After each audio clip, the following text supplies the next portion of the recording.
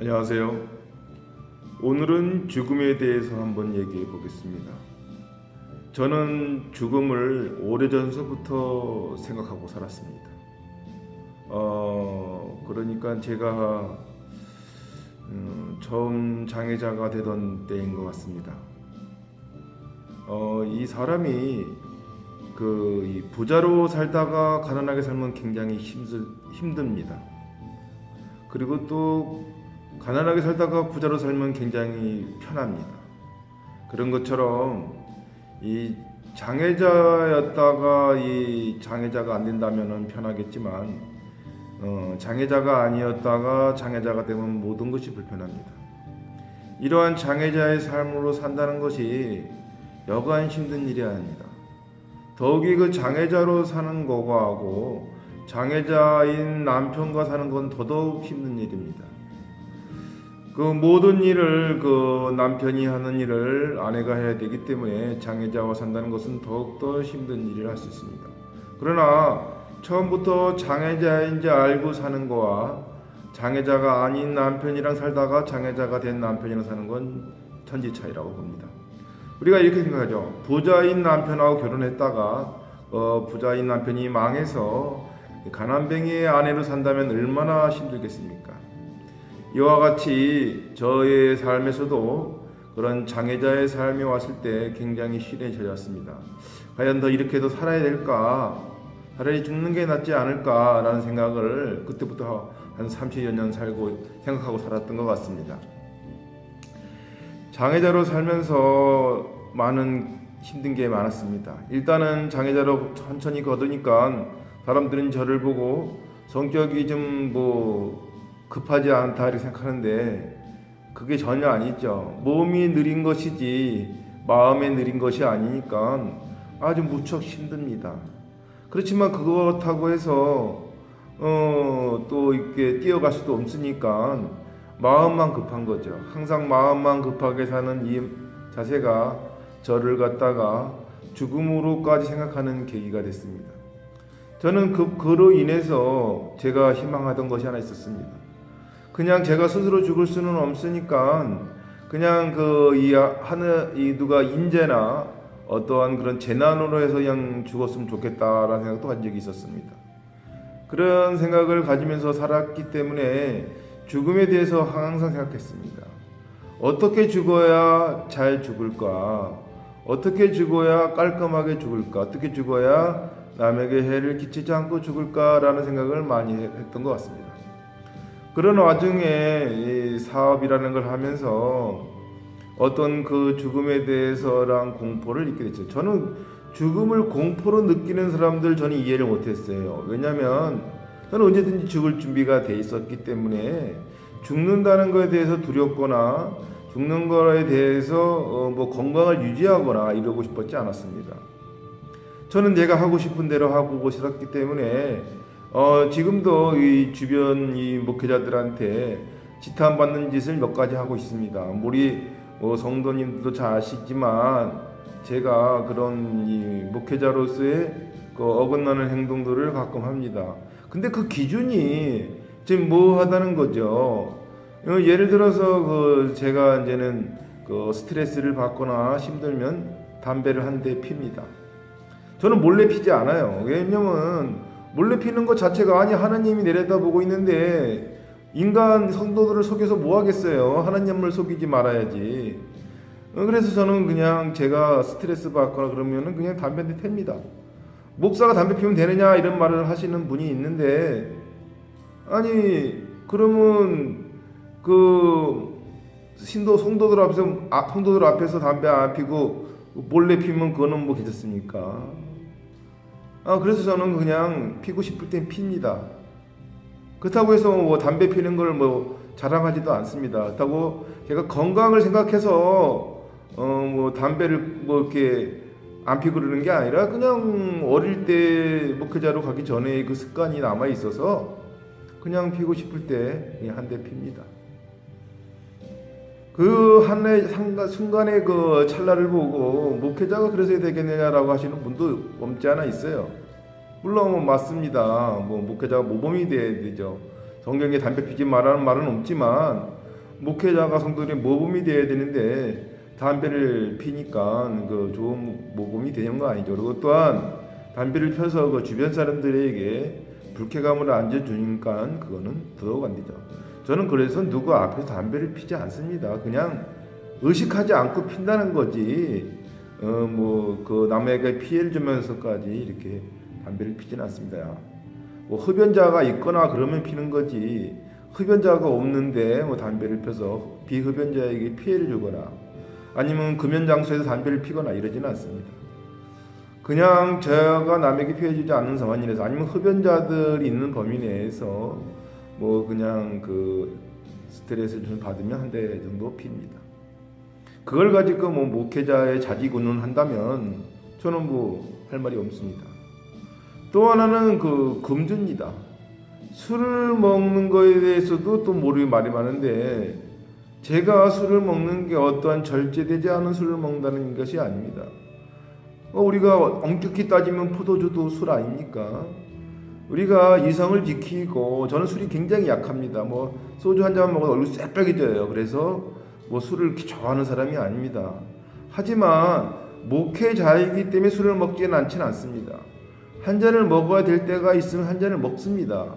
더 저도 못 먹습니다. 왜냐하면 저는 술이 약하기 때문에 그 술을 먹으면 얼굴이 빨개지고 하고 또 이 모양새가 아니고 또 많이 먹으면 심장이 벌렁벌렁거려서 많이 줘도 먹지도 않습니다. 그리고 저는 술이 좋은지도 몰라요.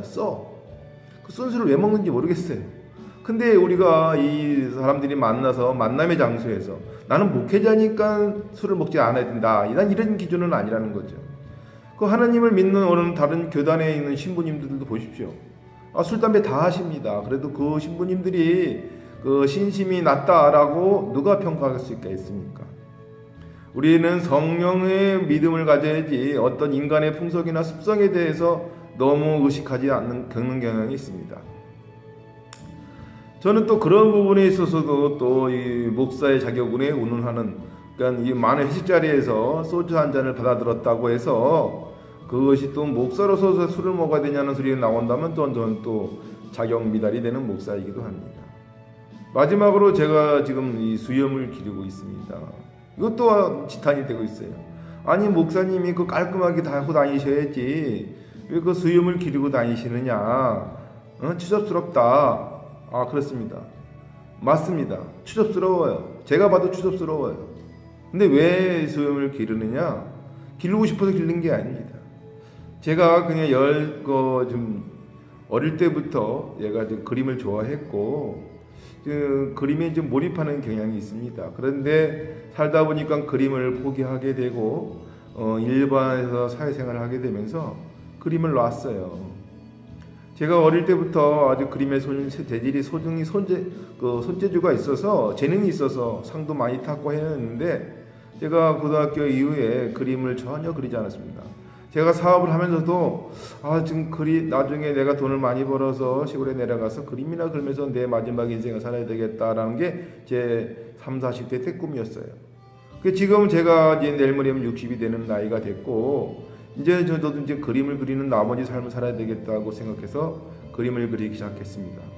그림을 오랫동안 그리다 보니까 이제 제대로 씻지도 않고 그러다 보니까 수염이 자라게 됐고 수염이 자라면서 이제 방문객들이 저를 보면서 수염 기른 게 스타일이 괜찮다라고 립 서비스를 하더라고요. 저기 립 서비스에 제가 혹 간 거죠. 그래서 그전에나 수염을 기르면은 그 흰털이 좀 이렇게 좀 가락가락하게 새치처럼 나 있어서 그냥 보기 흉해서 수염을 기르고 싶은 마음이 없었는데 이번에는 그냥 이렇게 그림에 집중하다가 보니까 수염을 못 걷는데 보니까 거의가 다 하얘요. 보시죠.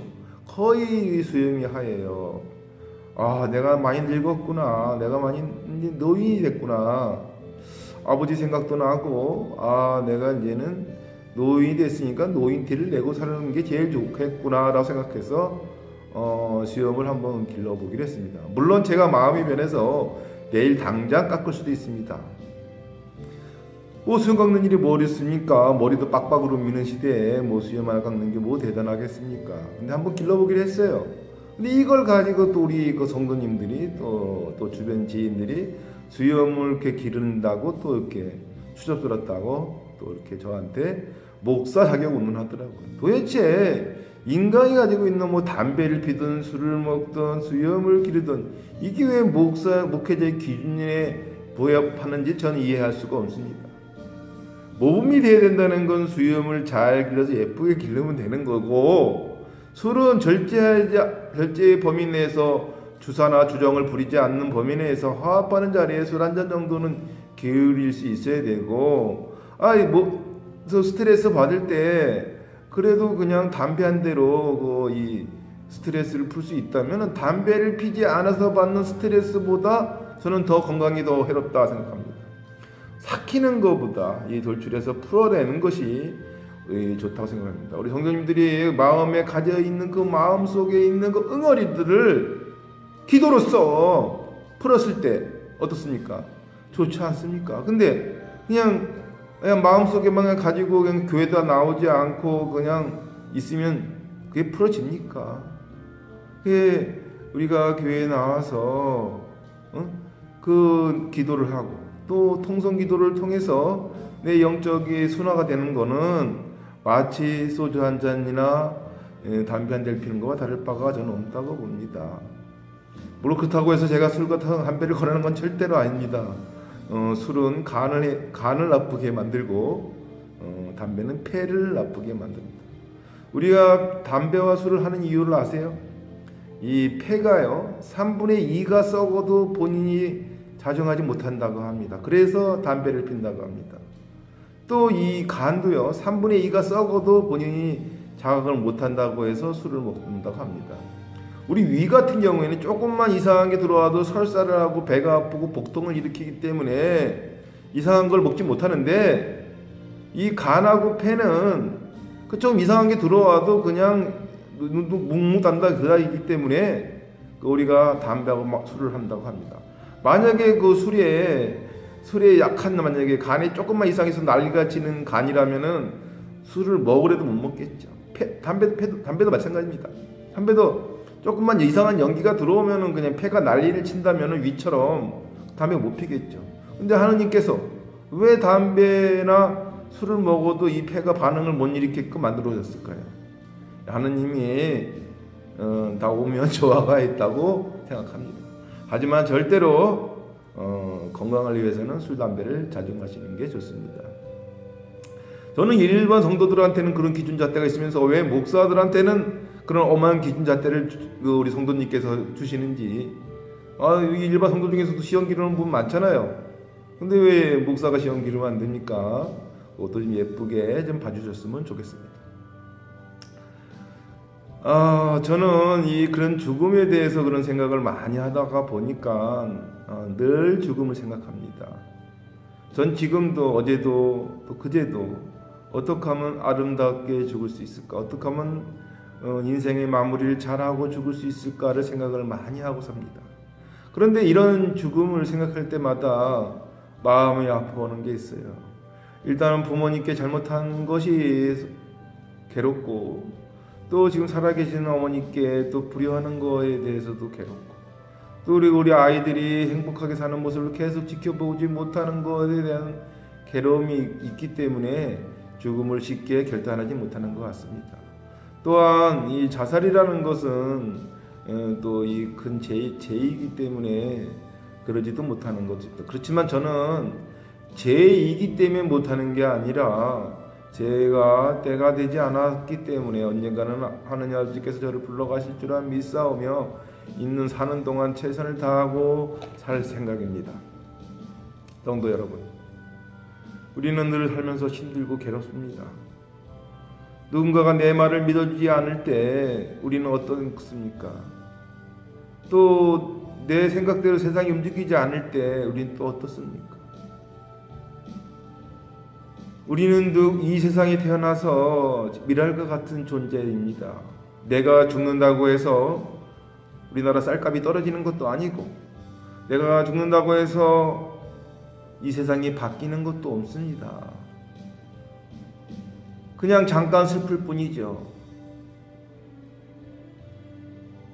그러면 인생을 살면서 이 인생에 대해서 너무 집착을 하고 있지는 않은가 한번 사는 인생에 대해서 우리가 좀 더 행복한 삶을 추구해야 되지 않을까 생각이 듭니다. 우리가 종교를 갖는 이유도 그런 맥락이라고 볼 수 있습니다. 우리가 하느님을 추구하는 것도 마찬가지라고 봅니다. 우리가 하느님 앞에 떳떳한 삶을 살 수 있도록 우리 모범이 보이고 또 우리가 행복할 수 있다면 우리가 주저하지 않고 그 행위를 행해야 되겠습니다. 우리가 사는 것도 하느님의 축복입니다. 우리가 농담으로 하지만 수억 마리의 정자의 한 마리가 수정이 돼서 태어나는 그 확률은 로또가 맞는 확률 같은 것보다 더한 거 아닙니까? 그런 로또가 맞은 확률처럼 이 세상에 태어났는데 이 사는 동안 행복하게 살다가 죽어야 되고, 조금 나한테 손해가 보는 일이 생겨도 어차피 인생이 뭡니까? 공수리의 공수가 아닙니까? 태어날 때 아무것도 갖지 않고 태어났는데 좀 내 거 뺏겼다고 해서 그게 뺏긴 것다고 볼 수 없는 거고, 또 조금 내가 좀 득을 봤다고 해서 그 득을 봤다 할 수 없습니다. 어차피 아무리 득을 많이 보는 재벌 총수의 아들로 태어나도 그 사람도 죽습니다. 또 아무리 제왕적인 왕족의 자손으로 태어나도 그 왕족의 자손도 죽습니다. 결국 무예로 돌아간다는 거죠. 살아있는 동안의 세월이 그렇게 길다고 보면 길지만 짧다고 보면 되게 짧습니다. 우리가 이런 생각을 하죠. 젊은이들은 그러죠. 세월이 길다고 볼 수도 있어요. 근데 지금 70, 80 먹은 노인들에게 물어보십시오. 세월이 길으냐고 물어보십시오. 절대로 길지 않다고 합니다. 그러니 그 짧은 인생 동안 살면서 내 것이 무엇이고 남의 것이 무엇입니까? 내 것이 얼마나 내 것이라고 장담할 수 있습니까? 내 자손에게 물려줬다고 해서 그것이 내 것이라고 보여집니까? 내 자손에게 물려줘도 100년밖에 안 됩니다. 내 대대손손 물려줘도 200~300년입니다. 조선 왕조가 500년에서 멈췄고 그 전의 나라도 마찬가지였고, 전 세계적으로도 어느 왕족이 그 대대손손 그걸 이어나갔단 말입니까? 백 년밖에 되지 않습니다. 그러니 결국은 이 창세기 이래 이 인간의 역사는 결국은 크게도 보면 또 마찬가지입니다. 우리가 인간의 눈높이로 볼 때는 작은 나무가 있고 큰 나무가 있지만 하늘에서 보면은 그 나무가 그 나무인 듯이 우리의 영화나 영광도 거기서 거기입니다. 대통령의 삶이라고 행복합니까? 아니면 노숙자의 삶이라고 불행합니까? 그 삶이 그 삶입니다. 세상에 자기 이름이 많이 알려졌다고 해서 훌륭한 삶이고, 세상에서 아무도 나를 알아주는 사람이 없다고 해서 불행한 사람입니까? 그렇게 생각하신다면은 이게 얼마나 어리석다는 것을 우리 성경을 통해서 우리는 알 수 있습니다. 우리가 믿어야 될 것은 오로지 하느님 아래서 떳떳한 삶을 살 수 있었는가, 행복한 삶을 살 수 있었는가에 대해서 얼마나 노력을 했는가에 대해서 우리는 생각을 해봐야 됩니다. 인간의 눈높이에서 그 기준에 맞춰서 살았다고 해서 그게 대단한 삶이 아닙니다. 인간의 그 기준에 내가 합당하게 명성을 뒀다고 해서 그 사람이 성공한 삶이라고 할 수 없습니다. 인간의 기준에서 모범적인 행동을 했다고 해서 그 사람이 모범적인 삶을 살았다고 볼 수 없습니다. 우리의 모범적인 삶이나 성공적인 삶은 오로지 예수 그리스도를 통해서 얻을 수 있는 것이라는 것을 성도 여러분께서 아셔야 합니다. 우리의 기준, 인간의 기준으로 보고 삶을 평가하기보다는 하느님의 말씀의 기준으로 삶을 평가하는 삶을 사시기를 여러분께 강구하는 바입니다. 오늘 말씀을 통해서 우리 성도 여러분께서 더욱더 강렬한 믿음으로써 주님을 찬양하고 참여하는 행복한 성일이 되시기를 강구합니다. 행복한 성일이 되시기를 축원합니다.